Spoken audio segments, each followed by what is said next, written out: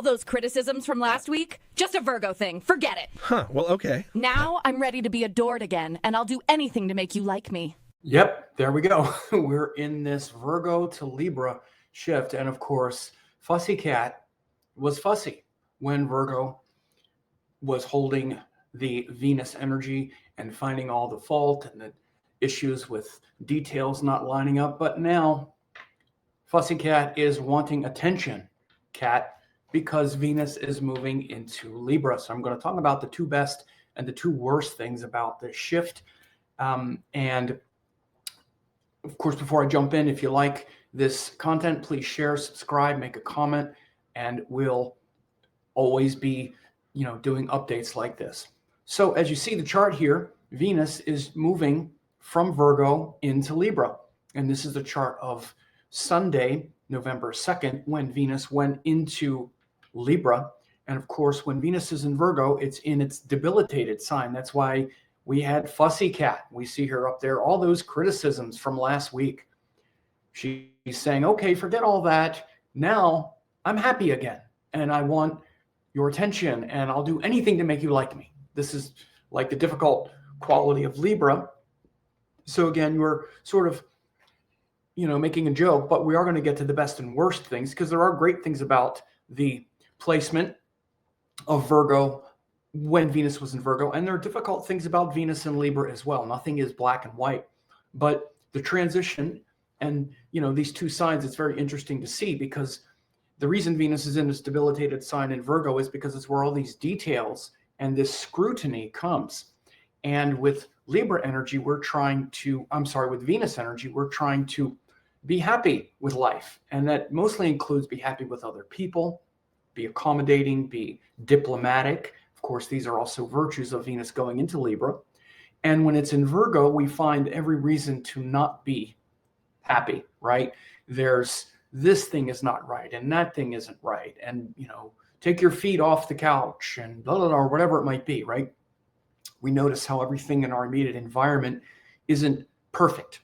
And so when Venus moves out of Virgo and goes into Libra, that relief valve gets released and we stop being so critical. So again, these are obviously going to be some of the benefits and detriments.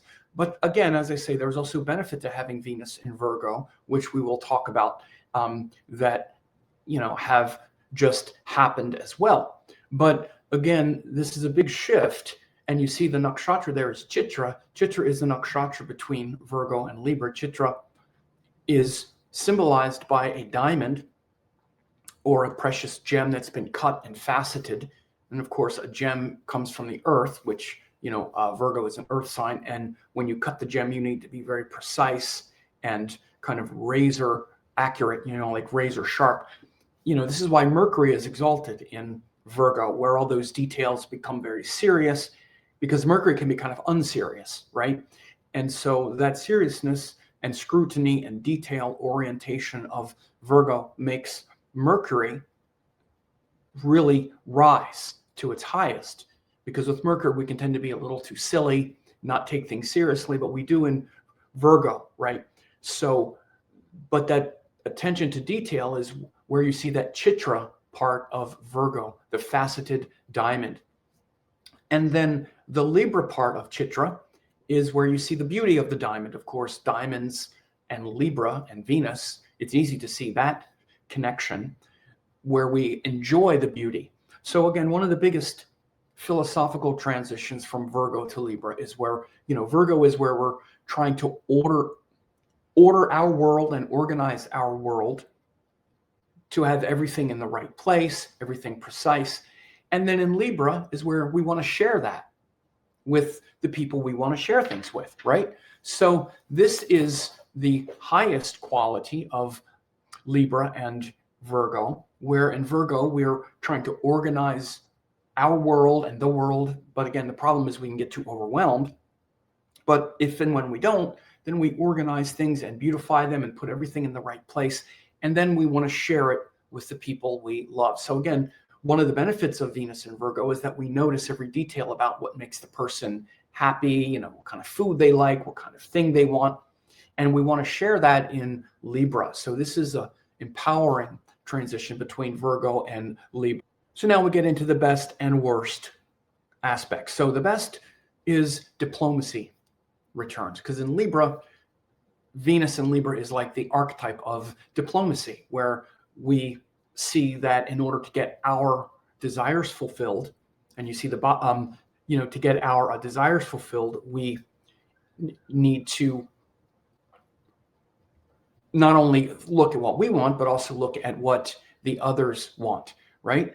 And we are willing to make good agreements and feel good about our agreements. Again, in Virgo, we can tend to be a little too fussy and lose that. But in Libra, it's like, okay, how can I make my agreements better? How can I feel better about the agreement?